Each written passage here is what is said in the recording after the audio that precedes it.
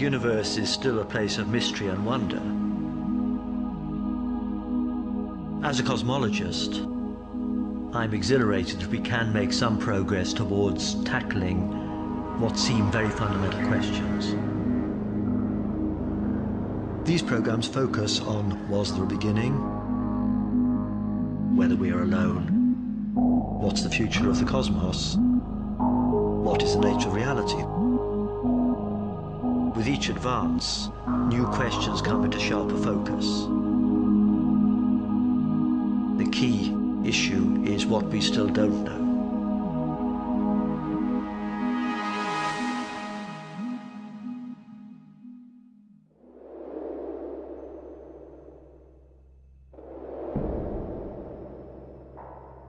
We have no idea how widespread intelligence is in the cosmos. From our present knowledge, the most complex things we know about in the universe are ourselves. In particular, our brains. What's remarkable is that atoms have assembled into entities which are somehow able to ponder their origins. We have always been fascinated by our existence. Of all the wonders of creation, life is the most mysterious. And of all creatures, we are the most special.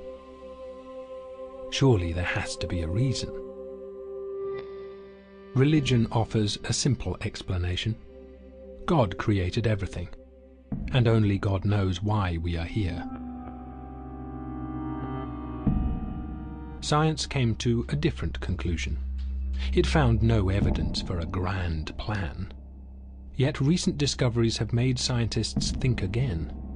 It seems ancient notions may be closer to the truth than science has ever imagined. Perhaps there is, after all, a creator, and creation may not be what we think it is.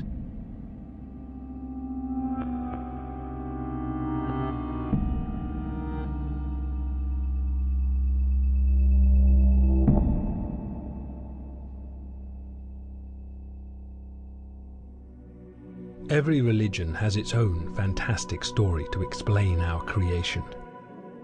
From God making the universe in 6 days, to an endless cycle of universes created from dead ones, to the whole universe being created in a single divine breath. And one idea underpins all these beliefs. Human beings have a special place in this universe. We are here for a purpose. But as science investigated our origins, a creator became unnecessary, and our special place less special.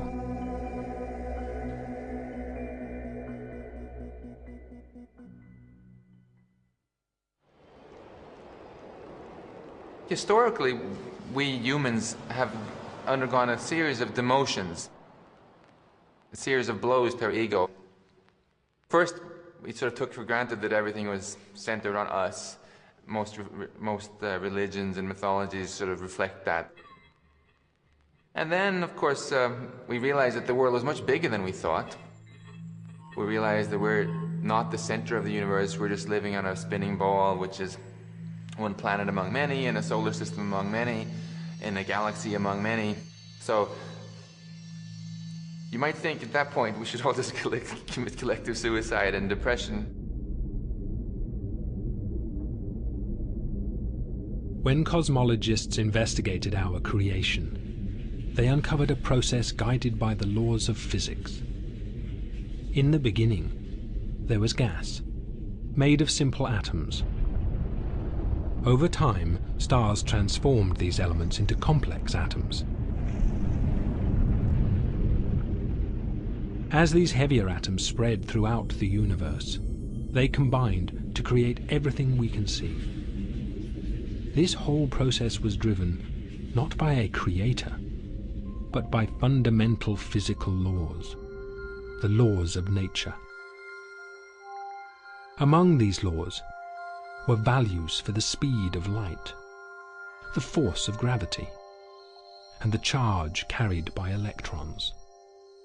The difference between the law of nature and the law of the land is that, no matter what your political persuasion is, we all obey them, whether we like it or not.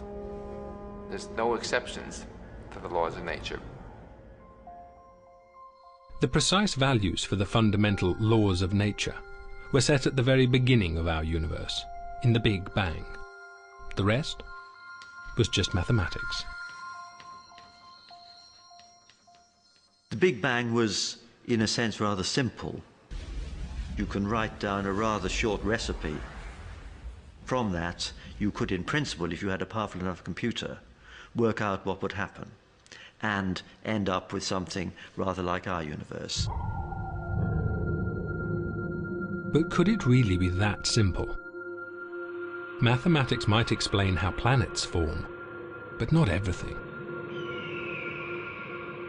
Surely the evolution of life was still mysterious, still special.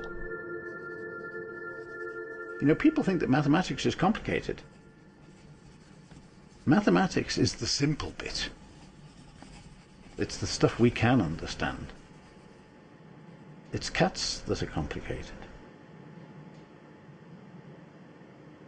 I mean, what is it in those little molecules and stuff that make one cat behave differently to another, or that make a cat? How do you define a cat? I have no idea.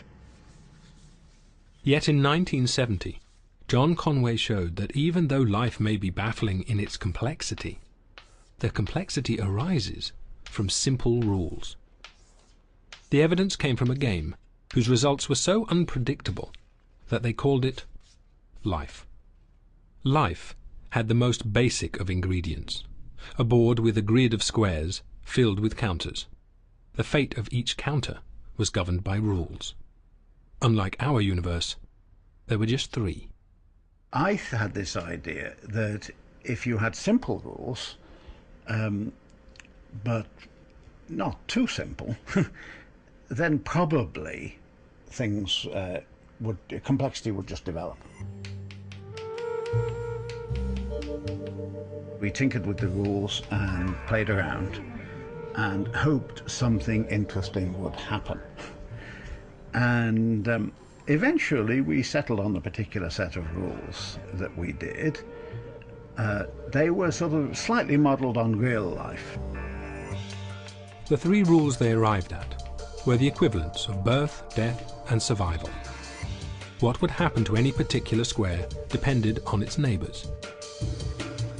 An empty square with exactly 3 counters around it would give birth, so a new counter is added to the board. Any counter with too few neighbours would die of isolation and be removed from the board. A counter with too many neighbours would die of suffocation and also be removed. And any counter with just 2 or 3 neighbours would survive, staying exactly as it was. With only these most basic rules, unpredictable and complex patterns evolved. The board seemed to produce creatures from nowhere. Creatures that crawled. Creatures that fired out smaller creatures.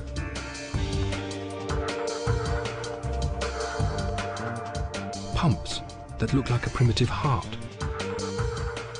Creatures that spewed out an endless chain of offspring. My little life game is surprising because from the simple rules one wouldn't expect to find things that move in a sort of purposive manner and surprise us. That's, I suppose, why we call it life. It mimics life to that tiny extent. Like a little mini-universe. Science dismantled the notion of life created with a purpose. In this rational universe, there's no need for a creator. There was no design in life, no design whatsoever. It behaves interestingly just as a consequence of random behavior.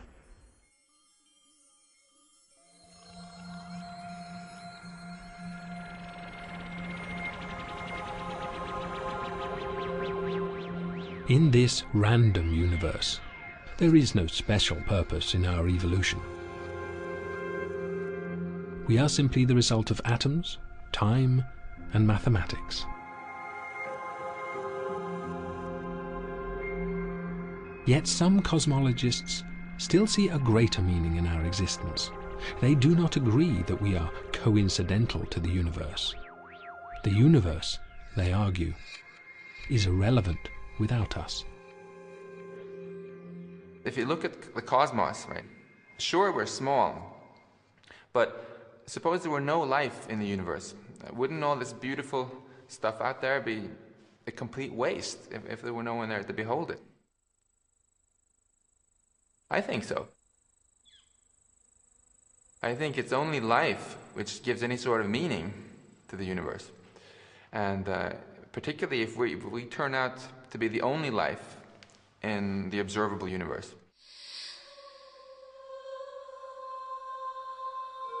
It is called anthropic reasoning. Our creation is still driven by mathematics and the laws of nature. But there is something mysterious, indeed very special, in the laws of nature themselves.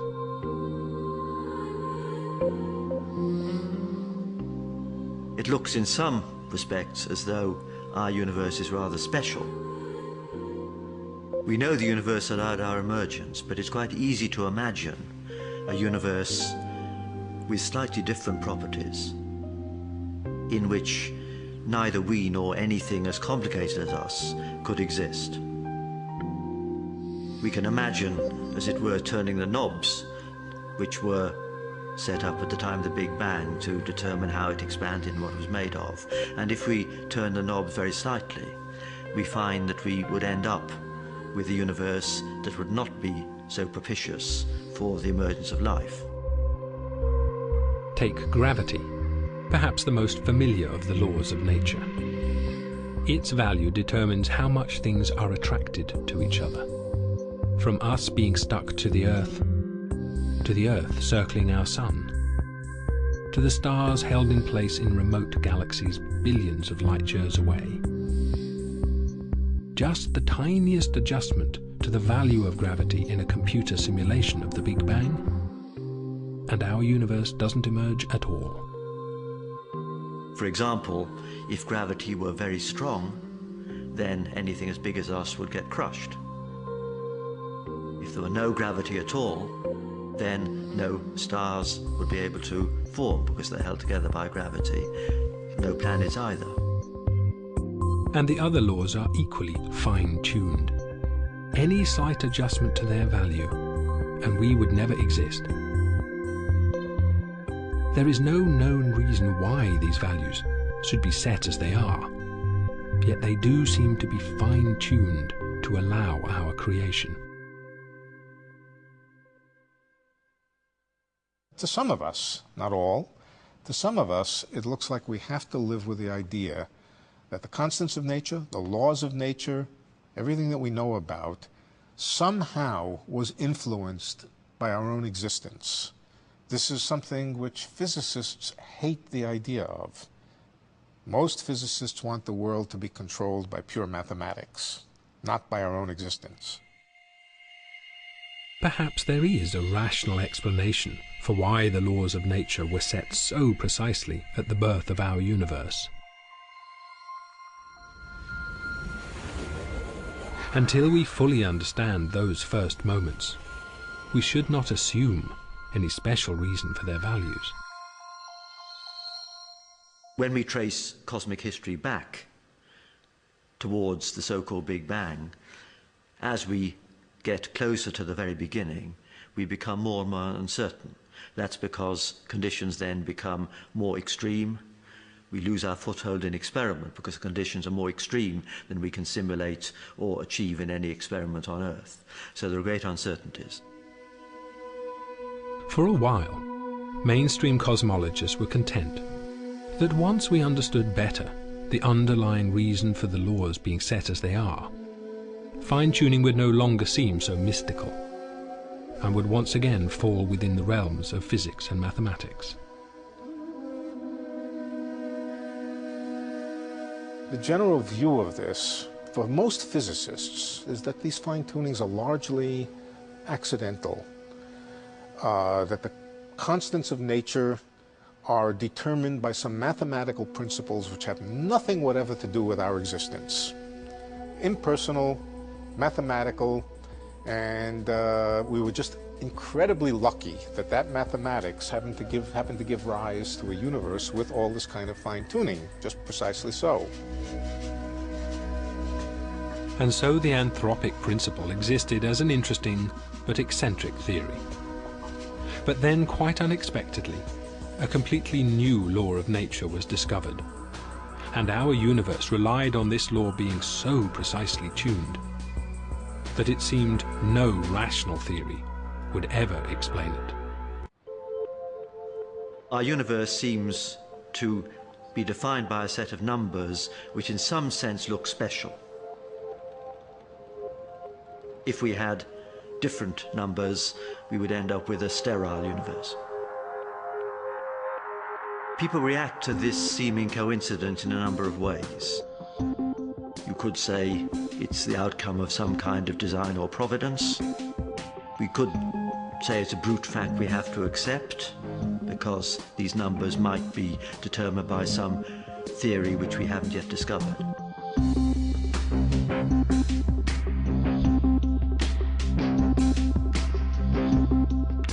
For a while it was possible to believe that the laws of nature were not so precisely set as to require the hand of a creator. But then a completely new fundamental property of the universe was discovered. An anti-gravity force present in space itself. It is called the cosmological constant, and when cosmologists calculated its effect on the evolution of the universe, they realized it had to be very finely tuned indeed.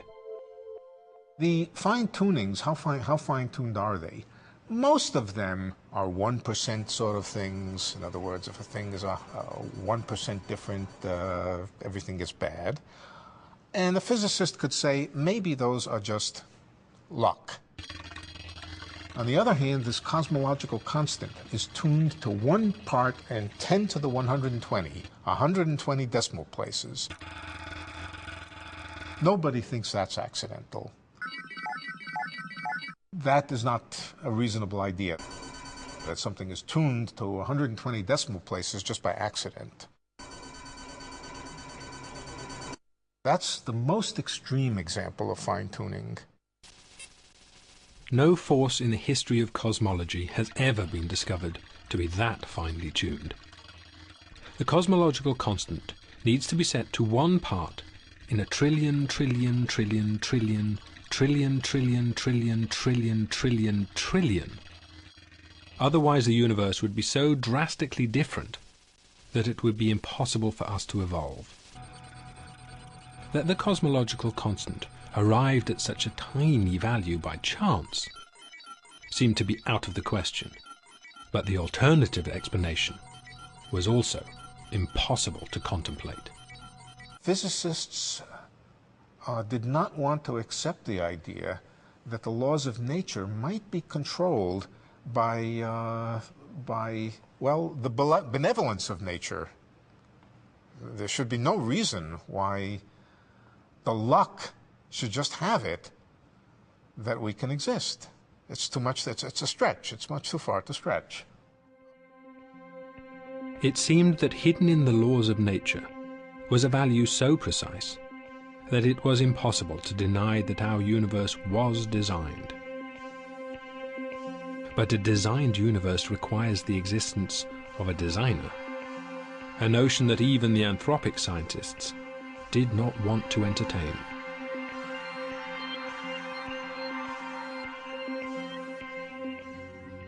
There's some people who love mystery and really enjoy not having all the answers. And then there are other people who fear mystery and uncertainty and just want all the answers and to get on with it. And they would be delighted if you give them a little book, you know, whether it be Mao's Little Red One or some particular religious book that says, here's all the answers, okay, now go off to work, don't worry about this anymore, it's all taken care of. Many people find a certain security and solace in that. The scientists were between a rock and a hard place. Their own discoveries were pointing them towards an intelligent designer. Physicists' dislike of mixing religion into physics. I think they were somewhat afraid that if it was admitted that the reason the world is the way it is has to do with our own existence, that could be hijacked by the creationists, by the intelligent designers. And of course, what they would say is, yes, we always told you so. There is a benevolent somebody way up high in the universe who created the universe exactly so that we could live. I think physicists shrank at the idea of getting involved in such things.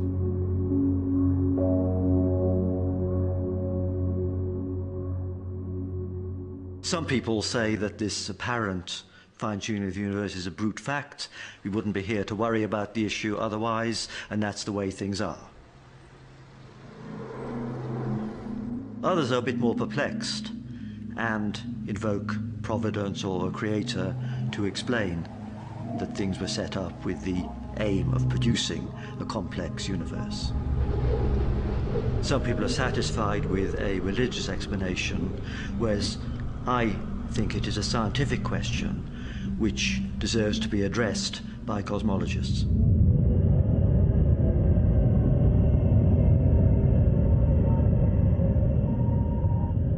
And cosmologists have found a solution to the fine-tuning problem.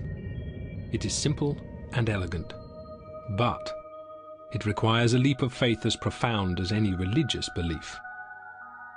If our planet is not alone, if it is one of billions of planets, orbiting billions of stars in hundreds of billions of galaxies inside our universe, could our universe also be one of many? It may turn out that our concept of the universe, as astronomers see it now, is a very restrictive one. And what we have traditionally called our universe is one of many. If there are other universes, their laws of nature could all be set differently in their own Big Bangs.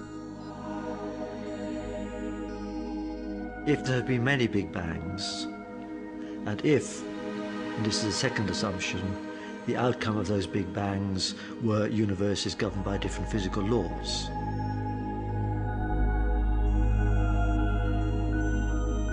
then we could imagine that there would be one universe governed by any particular law we care to envisage.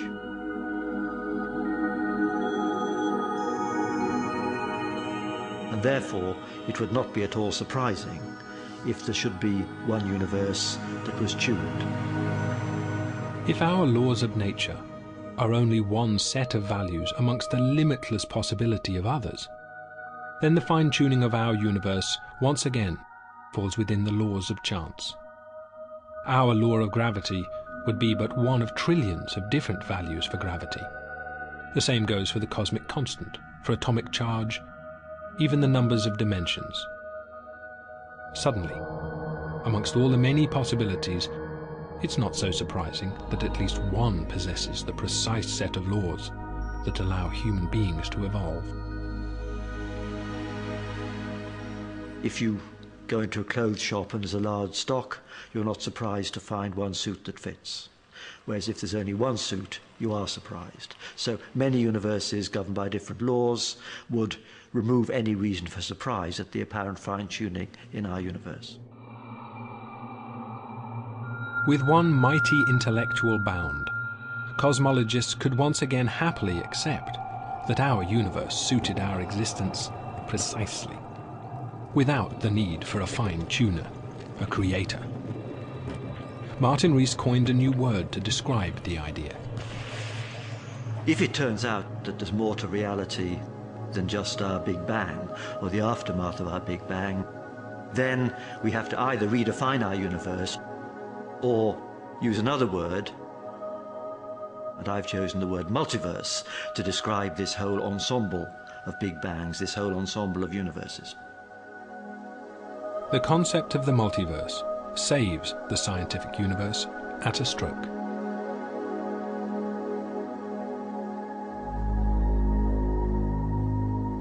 We now have a natural mechanism to explain why there is all this diversity out there, which in turn eliminates the need for the fine-tuning that some people might have liked because it would say that there was a fine-tuner. We don't need a fine-tuner. Yet theoretically, these other universes will always be beyond the scope of our telescopes. So is the multiverse really a scientific solution? One thing which people often object to when confronted with the whole multiverse idea is saying this can't be science, talking about all these things you can't see. If I have a theory involving entities that I can never touch, never measure, never observe, that's not science then, is it? And I'd say quite to the contrary. What makes good science is not whether you can see it or not, but whether you can rule out the theory or not. Having raised the possibility of other universes, cosmologists started to wonder what they might be like. And as they wondered, they found logic had set another trap. The multiverse idea had set them on a path that led them back, once again, to a creator.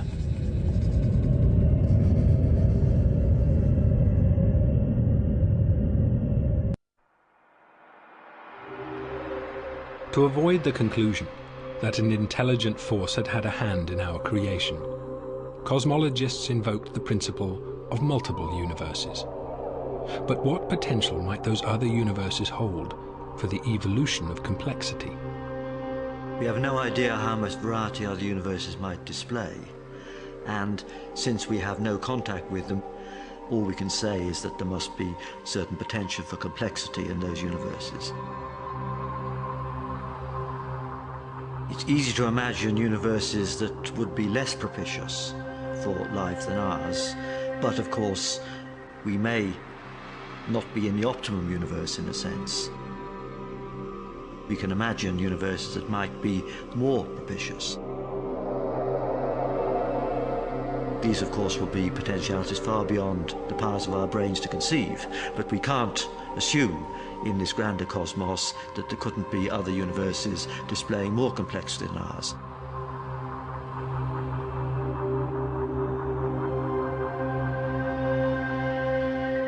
Although we are completely cut off from these other universes, it's not impossible that one day we might be able to prove their existence.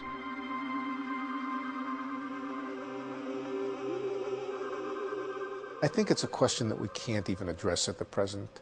I think we simply have to rely on the ingenuity of future generations of physicists, or whatever they call themselves at that time, to find their way into new ways of thinking about these things. The atomic theory was put forward by ancient Greeks 2,500 years ago. It took a couple of thousand years to verify it. It would not surprise me if it takes some fraction of that kind of time before we really absolutely understand these ideas, before we become totally comfortable with these ideas, before we say these ideas are hard, absolutely hard science. But can we ever know what these other universes are like? Somewhere, among this infinite collection, there must be those similar to our own. And some of them will be less evolved, and others much more advanced.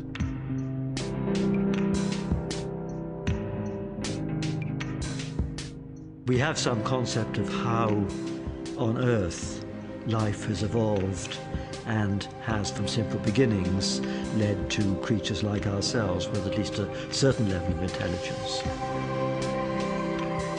There seems to have been a gradual increase in intelligence, and human beings at some stage surpassed other creatures, but we have no idea how inevitable that was.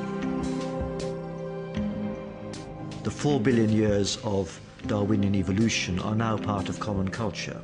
But most people nonetheless tend to think that human beings are in some sense the culmination. There's no particular reason to think that intelligence couldn't develop further. Astronomers know that our sun is less than halfway through its life. It'll be 6 billion years before the sun flares up, engulfing the inner planets, vaporizing any life that remains on Earth. But any life that remains at that time won't be humans. It'll be life at least as different from us as we are from bacteria, because there's as much time for future evolution on Earth and beyond before the sun dies as there has been to get from the simplest organisms to us. So our future in this universe can tell us something about life in other more advanced universes. So what is the future for intelligence?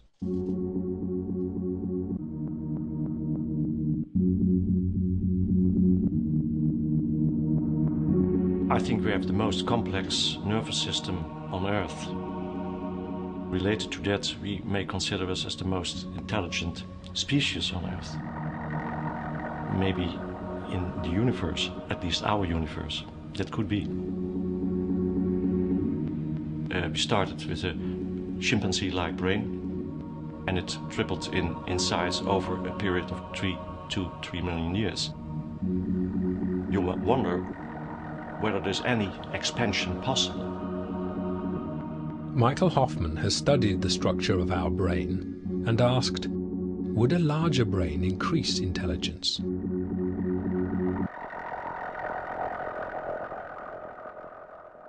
We did a study by comparing brain structures in primates, starting from very small, relatively primitive primates up to human beings. What you can do then is to extrapolate these findings to creatures which even have a larger brain than we had. To our surprise, after a particular brain size, something strange happened.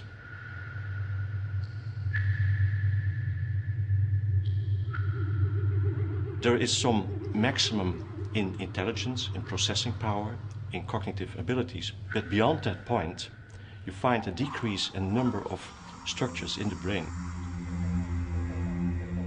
It will go along with a decrease in processing power and information processing, and therefore also with intelligence. It seems that as the organ of intelligence, the brain has reached its limit. If it becomes bigger, communication between the different parts of the brain slow down, and it actually becomes less efficient. So it can't hardly be better than we do it now. That's in fact the conclusion of all these calculations. We can't change the technology of our brain. In a way, we are prisoners of our ancestors a million years ago, as far as the evolution of the brain is concerned. So unless nature invents a new way for organic intelligence to evolve, it seems that in this universe, intelligence has reached its potential. But some scientists see organic intelligence as only the first stage in evolution, and the next stage, they believe, has already begun.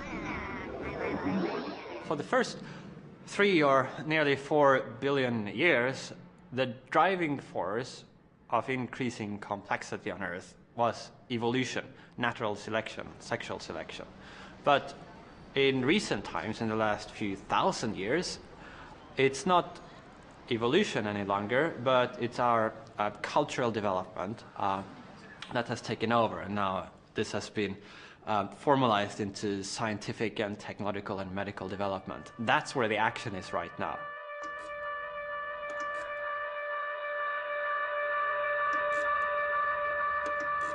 If we become more intelligent, it is because we will learn to use technology or maybe medicine to enhance our own intellectual capacities. And that might happen within a matter of decades. In all these different ways, human beings will use their technical ingenuity to change and modify their own nature. That's the transhuman phase of our development, which we're just beginning to enter at the dawn of this new millennium. Technology already infiltrates almost every aspect of our lives. But philosophers like Nick Bostrom believe that technology could gradually replace our lives, and that the change will be almost imperceptible. A lot of people might choose to change to a different medium, computational hardware medium, where you wouldn't suffer aging, where your processes of thinking could be speeded up enormously, where you could transport yourself at the speed of light as information pattern, where you could make copies, backup copies of yourselves. You would start by replacing a small bit of the brain, maybe a single nerve cell, with a computer processor that would do the same thing, and then you could replace larger and larger parts, and eventually you would consist of silicon. And that sounds really scary and bad, but if at no point in this process you noticed any difference, and if you ended up with just the same mental life as you had before, then you might think it doesn't really matter so much whether I'm made of silicon or carbon, what's inside my skull, or indeed whether I have a skull or my whole mental life is implemented on a computer. But what matters rather is what you think and feel and do and how you relate to others. Technology could take intelligence beyond the natural capacity of our biological brains. Through technology, our universe could evolve superintelligence. The concept of superintelligence roughly means any kind of intellect that vastly outstrips anything that's possible for humans to do. It wouldn't just be a really clever human. It would be a large, by a huge amount, superior to us. There wouldn't be a confusion about whether it really was very smart or not. It would be on a completely different level. We obviously can't conceive of what a superintelligence might be able to achieve any more than a dog can appreciate quantum mechanics. But we can at least quantify things by thinking about computers. We can think about the processing power of computers and the kind of calculations they can do, the degree of complexity they can simulate. We know that over a few decades, computers have evolved from being able to simulate only very simple patterns to being able to create virtual worlds, as it were, with quite a lot of detail in them. And if the computers in this new era are powerful enough, they will be able to simulate the events at the very start of our universe, to test the underlying principle that set our laws of nature so precisely, to play with the parameters of creation, to see what might evolve.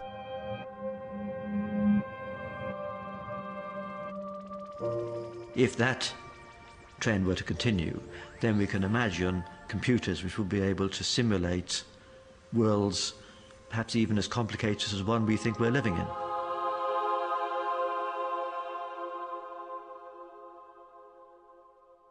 Of course, this raises a philosophical question: could we ourselves be in such a simulation?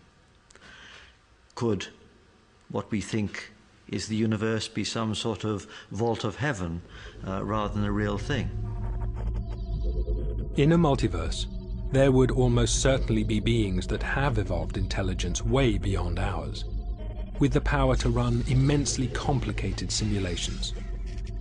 Our whole universe could be one of those simulations. So where does that leave us? In a sense, we could be ourselves the creations within this simulation, I suppose. In cutting themselves free from the possibility of our universe being the work of a creator, a god, logic has taken science back to where it started. Could our superintelligence be the god we have always imagined?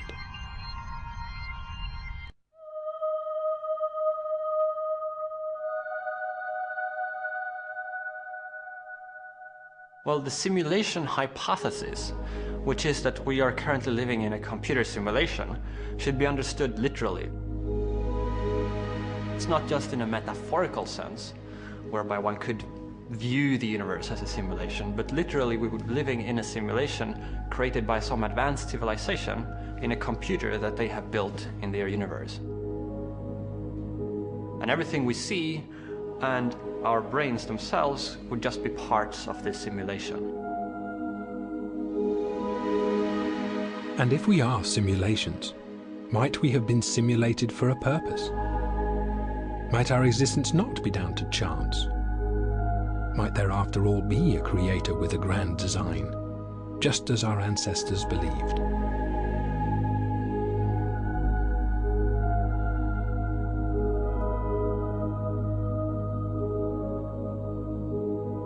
The simulation argument is based on empirical considerations about the levels of computing power that would be available to an advanced civilization. Of course, it couldn't even be conceptualized before we had concept of a computer. So it's really only in the last several decades that the hypothesis could even be entertained. The creatures crawling across the board in the game of life are little more than blips of data. Nevertheless, they lend eerie support to the simulation hypothesis.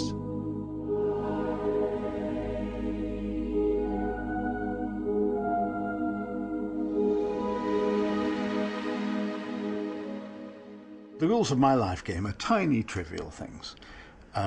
And the rules, of the real universe are so hard that we've been trying to understand them for thousands of years and, haven't finished yet by any means. So one can't really expect too much, but already these tiny, trivial laws exhibit interesting behavior. It proved an important point, which is that a system like this could have some of the properties of the real universe.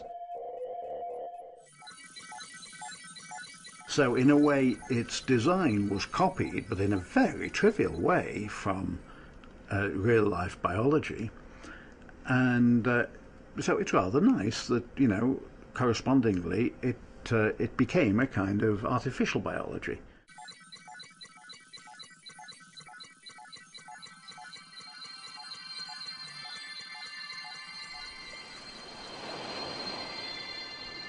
We can't be certain to what extent the actual laws governing the natural world are similar to those in the game of life.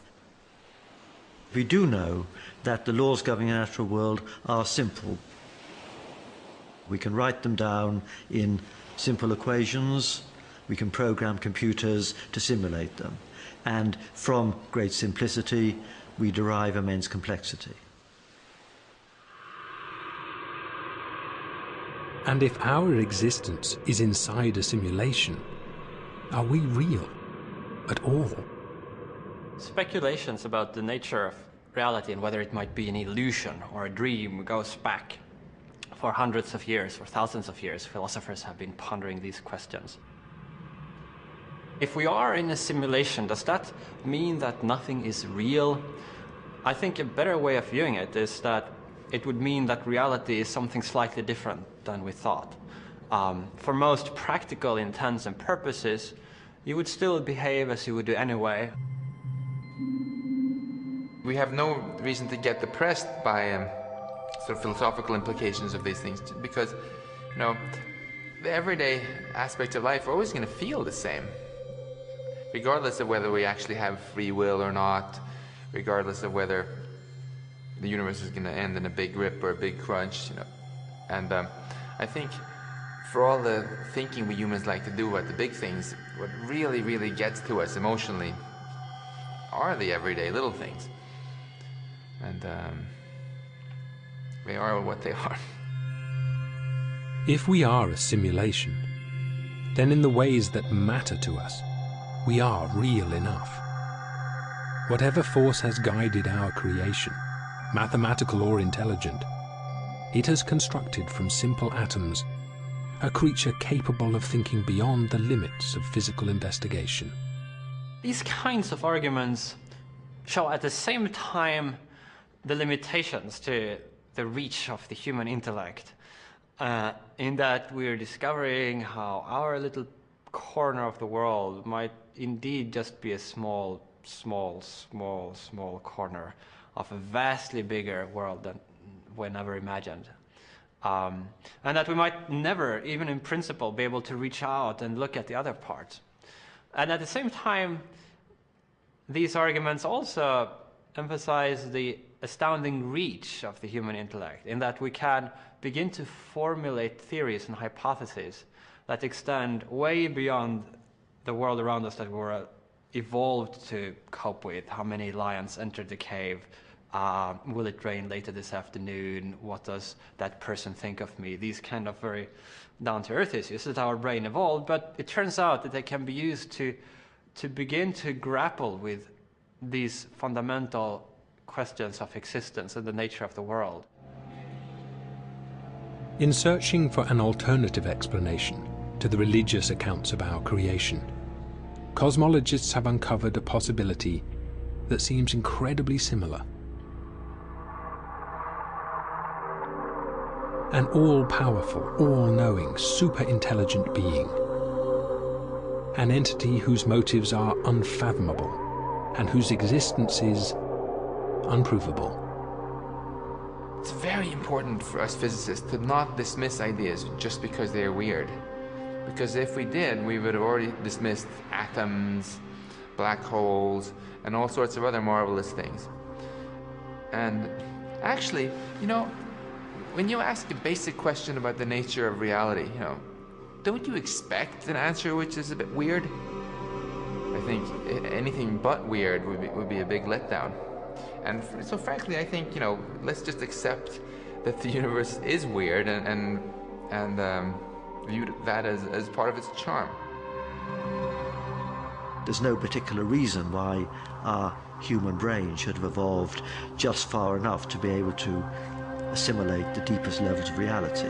What is amazing is we've been able to make so much sense as we have of the external world.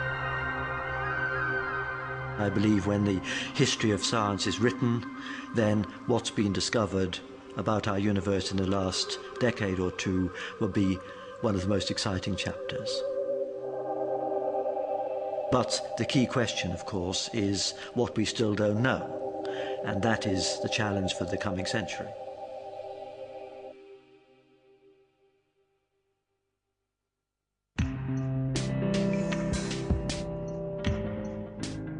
To take part in a live web chat with Astronomer Royal Sir Martin Rees, go to channel4.com/science, where he's waiting now to answer your questions on the mysteries of the universe.